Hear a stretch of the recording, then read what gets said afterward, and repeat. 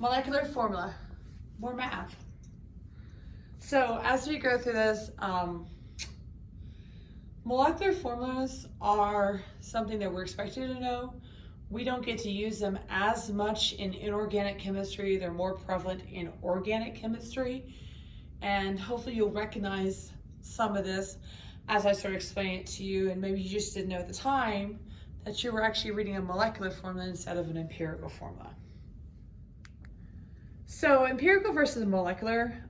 Empirical means that I have the simplest whole number ratio of elements. Molecular is the actual whole number ratio.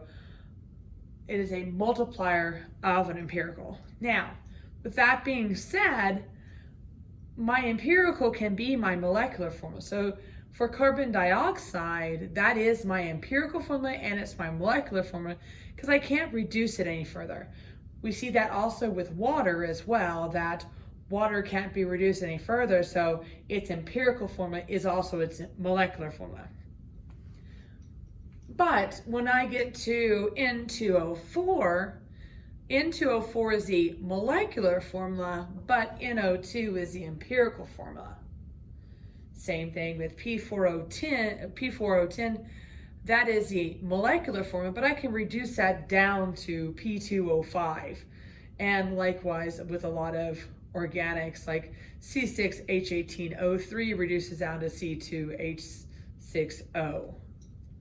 So what I want you to get out of this is the fact that a molecular is going to be a multiplier of an empirical formula unless the empirical and the molecular are the exact same. Okay, so one of my ones I like to use is sugar, C6H12O6. All those can be reduced down to CH2O, but CH2O does not describe the molecule that I gave you initially. It's just simply the simplified version of it. But the C6H12O6 identifies the molecule that I am working with. And that's why molecular formulas are important, because they help identify exactly what I'm working with, whereas empirical is just a reduced form of it. So we're going to start this one off just like we did before.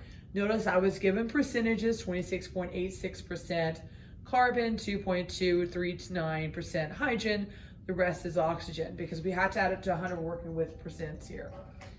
So we have 26.86 grams carbon, and I'm setting up my conversion factor, 2.239 grams hydrogen over 1. And then we're going to take the 26.86 plus 2.239, subtract from 100, and we get that the remaining number, which is oxygen, is 70.901 grams of oxygen. We're going to place that over 1, and we'll show you what the next step is, which you will recognize because we've done it so many times. You got this. Okay, so we go back to our periodic table, and carbon's A and U is 12. And so we're going to write 12 grams of carbon over 1 mole of carbon. And we're going to do our math, in which we have 26.86 divided by 12. And I get 2.23833 moles carbon. Then hydrogen, it is 1 gram of hydrogen to 1 mole of hydrogen. So we're going to get 2.239 moles of hydrogen. And then the final one that we have to do is the oxygen. Oxygen on the periodic table is 16. So 16 grams of oxygen to 1 mole of oxygen, and I have 70.901 divided by 16. and I get 4.43131 moles of oxygen. So now we need to look at our moles and decide which one is the smallest. So I hope you can agree with me that the 2.38 and the 2.239 are both a smaller number. So we're going to divide those by themselves, and I'm going to set that to 1. And I'm just going to go ahead and just round that. That equals 1 mole of carbon and 2.238, 1 mole of hydrogen, and then 2.238.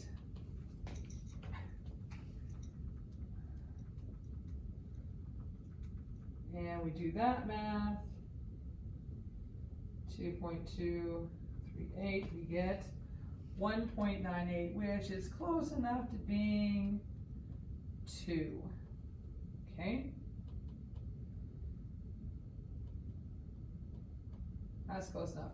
So my formula at this point, when I pull my numbers together, I have 1 carbon, 1 hydrogen, and 2 oxygens. That is my empirical formula.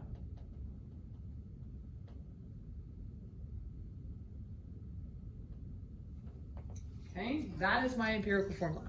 So now, how do we figure out our molecular formula? Well, remember, it's a multiplier of what we're working with.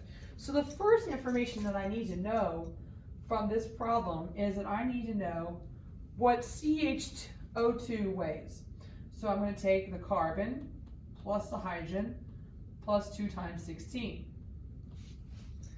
So when I take 12 plus 1 plus 2 times 16, we are going to get 45. And remember, that's my empirical formula. So they gave us that the molar mass of our substance was 90.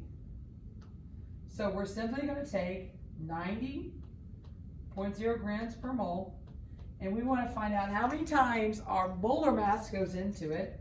So we're going to divide it by the 45 grams per mole. And when we do this math, we get 2. And what that means is that I take my empirical formula and I multiply it by 2. And so I get C2H2O4, and that is my molecular formula. Okay? All right. Let's look at another example. So now you try examples B, C, and C, and see how you're doing it.